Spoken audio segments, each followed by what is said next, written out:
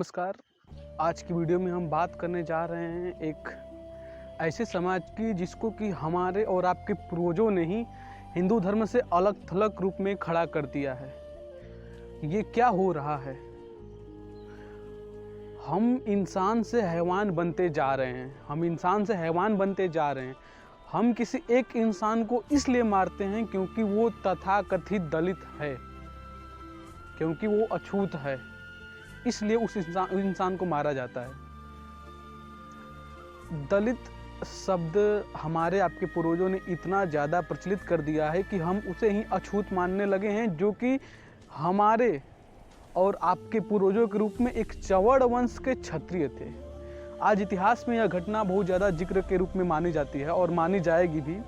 और हम आज दलित के बारे में बात करेंगे, जिन्हें हम आज तथाकथित दलित कहते हैं, जो दबे कुचले समाज के लोग हैं। उन लोगों के बारे में आज बात होगा।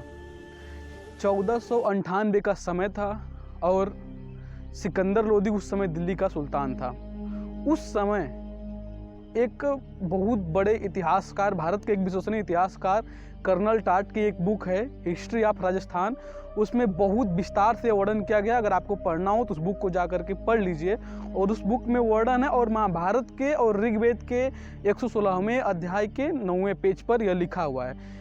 चमार शब्द की उत्पत्ति 1499 में हुई थी। उससे पहले इस शब्द की उत्पत्ति ही नहीं थी। यह चवड़, जो आज चमार हैं, यह चवड़ वंश के क्षत्रिय थे, वीर चवड़ वंश के राजपूत थे, क्षत्रिय थे, जिन्हें कि सिकंदर लोधी द्वारा 1499 में चमार शब्द का नाम दिया गया। चूंकि सुल्तान था तो उसकी आज्ञा का पालन करना होगा। उसका आर्डर था, मुनादी करवा दी हर एक गाँव में कि जितने भी चवड़ वंश के क्षत्रिय हैं इन्हें चमार बुलाया जाए। हमारे धर्म में, हिंदू धर्म में चमड़ा निषिद्ध है। चमड़ा एक निषिद्ध पदार्थ माना जाता है। उससे अगर कोई छू ले तो उसे हम अछूत ही मानते हैं। तो उन्हें अपमानित करने के लिए, जो चवड़ वंश के वीर थे, उन्हें अपमानित करने के लिए सिकंदर लोधी ने चमार शब्द दिया।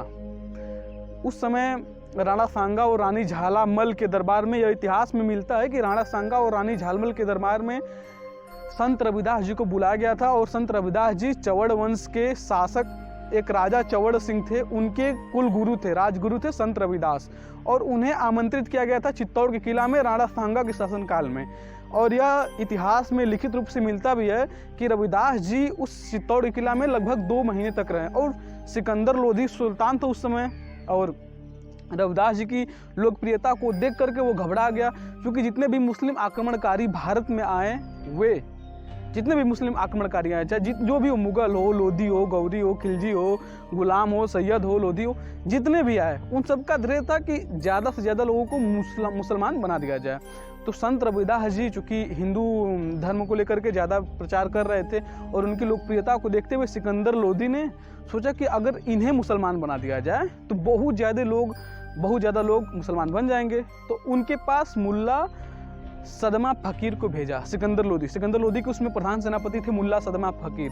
तो मुल्ला सदमा फकीर को संत रविदास जी के पास भेजा कि आप इन्हें मुसलमान बनाओ। लेकिन संत रविदास जी इतने महान संत थे, महान ऋषि थे, कि उनके प्रभाव के चलते जो मुल्ला सदमा फकीर था वह खुद ही संत रविदास जी का अनुयायी बन गया, और उसने अपना नाम रख करके रामदास रख लिया। और दोनों लोग मिल करके हिंदू धर्म का प्रचार प्रसार करने लगे।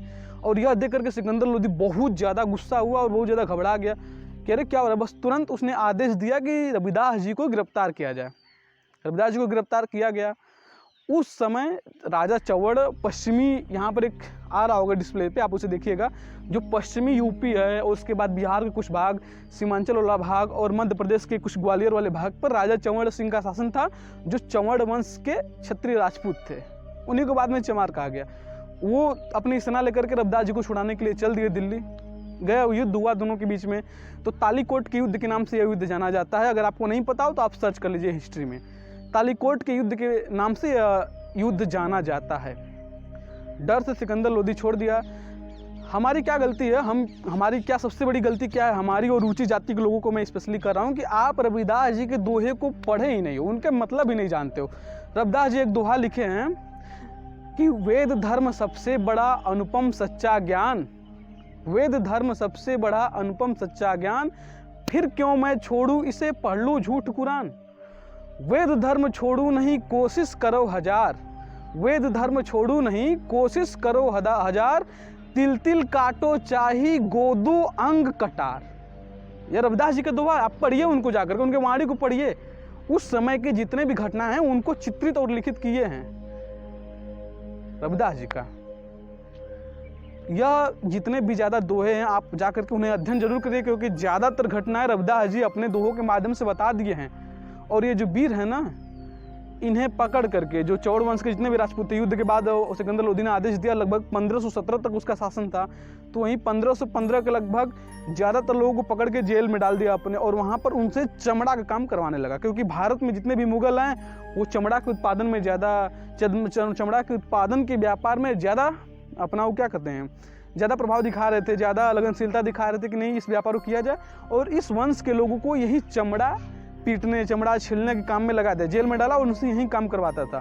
और हमारे और आपके पूर्वज इन्हें इस्लामिक बर्बरता के शिकार हुए हमारे भाई बहनों को हम अछूत मानने लगे, और आज हम इन्हें दलित मानते हैं। यह हिस्ट्री है, रियलिटी हिस्ट्री यह है। ये शूद्र नहीं है जो आप कहते हो ना कि मनुस्मृति में ब्राह्मण क्षत्रिय वैश्य शूद्र में ये हरिजन चमार शूद्र हैं। शूद्र नहीं है, एक वीर क्षत्रिय राजपूत हैं, लेकिन इन्हें इतना दबाया गया, हमारे आपके पूर्वजों ने दबाया, इस्लामिक शासन ने दबाया, लेकिन ये भाई दबना मंजूर किए, लेकिन हिंदू धर्म को नहीं छोड़े। और आज भी ये हिंदू धर्म की एक शाखा के रूप में उभरे हैं। भारत के 5वें हिस्से अर्थात दलित को अगर हम अस्थायी गुलामी के रूप में रखना चाहें ना, तो ये स्वराज शब्द एकमात्र अर्थहीन शब्द लगता है। यह ऐसा शब्द लगता है कि मानो कुछ है ही नहीं। यह रियलिटी हिस्ट्री है, रियली हिस्ट्री है। आप ऊंची जाति के हो तो गुंडागर्दी करने का लाइसेंस नहीं ना है आपके पास, आप दबाओगे तो नहीं किसी को ना। ये हमारे भाई जो हमारे आपकी तरह हैं, राजस्थान के कुछ भीलवाड़ा साइड, जैसलमेर साइड में कुछ चमार हैं जो आज भी क्षत्रियों की तरह व्यवहार करते हैं, क्योंकि उनका वंश था क्षत्रिय का, आज भी उसी तरह से व्यवहार करते हैं। एक क्षत्रिय ग्रुप में व्यवहार करते हैं, लंबी लंबी मूछें दाढ़ी उनकी होती हैं, उनकी औरतें लंबा लंबा घूंघट काटती हैं। आप देखेंगे तो लगेगा कि ये क्षत्रिय हैं। राजस्थान के कुछ एरिया की बात कर रहा हूँ मैं, क्योंकि इनका वंश था क्षत्रिय, तो इसीलिए वे क्षत्रिय ग्रुप में जाने जाते हैं। आज उत्तर प्रदेश बिहार में ज़्यादातर चमार जो हमारे उत्तर प्रदेश बिहार में पाए जाते हैं, इन्हें हम एक अछूत की नज़र से देखते हैं कि नहीं यार ये एक अछूत हैं, शूद्र हैं। नहीं, यह गलत चीज़ है। रियली हिस्ट्री आप जानो तब बात करो। कर्नल टाट की पुस्तक और विजय सोनकर शास्त्री की पुस्तक, दोनों, the history of Rajasthan and the history of चमार, यह दोनों आप जाकर के पढ़िए, विस्तृत रूप से वर्णन करेंगे, उसमें वर्णित है इस चीज़ के घटना को, जिक्र को लेकर के। हमें और आपको यह छुआछूत का भेद जो है ना मिटाना है, हमें बताना है। आप ऊंची जाति को तो ये थोड़ा नहीं है कि कोई चमार मंदिर में जा रहा है तो आप उसे रोकोगे। सबसे बड़ा अन्याय और अधर्म यही है। महाभारत में इस वंश का जिक्र है। आप महाभारत के अनुशीलन अध्याय को पढ़िए जाकर के, वहाँ पर चवड़ वंश का कुछ जिक्र पाया जाता है। यह जो चमार शब्द है ना, यह हिस्ट्री भी आप खंगाल के फिर कमेंट बॉक्स में कमेंट करके मुझे बताइएगा कि 1499 के बाद ही यह चमार शब्द प्रभाव में आया है, वो भारतीय इतिहास के। इससे पहले यह शब्द ही नहीं था। तो आप कैसे कह सकते हैं कि चमार शूद्र हैं, दलित हैं? इन्हें दबाया गया, इसलिए इन्हें उठाने के लिए सरकार आरक्षण के रूप में प्रयास करती है, जो कि दिया जाना चाहिए। यह तथाकथित सत्य है। मिलते हैं आपसे अगले इसी तरह के रोचक और नॉलेजफुल वीडियो में। तब तक के लिए धन्यवाद। और हाँ, वीडियो को शेयर करना मत भूलिएगा। मेरे दलित भाई, आपसे ज़्यादातर गुजारिश है कि प्लीज़ वीडियो को शेयर कर दीजिएगा। तब तक के लिए धन्यवाद। जय श्री राम।